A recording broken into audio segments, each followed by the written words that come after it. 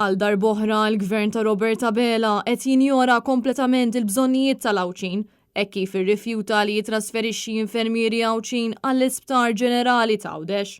Dan ħareġ f'tilwima li l-MUMN irreġistrat kontra l-Gvern hekk kif Steward Healthcare se jkollha ġġib ħaddiema barranin minħabba nuqqas kbir ta' infermieri fl-Isptar Ġenerali ta' Għawdex. Jidher li din il-kumpanija talbet għal trasferiment ta' 5 infermieri għas-servizzi essenzjali tal-isptar. L-MUMN qal illi din it-talba saret diversi drabi minn Steward Healthcare iżda qatt ma ġiet aċċettata min-naħa tal-Gvern u għalhekk din il-kumpanija se jkollha ġġib ħaddiema ta' nazzjonalità barranija. L-MUMN qed issostni li l-Ministeru tas-Saħħa qed imur kontra l-qbil li għandu sabiex infermieri Awċin jingħataw dritt li jiġu trasferiti fl-Isptar Ġenerali ta' Għawdex. Dan qed juri biċ-ċar li l-Gvern Laburista qed jinjora dritt bażiku li dawn jaħdmu fl-istess post li jgħixu fih.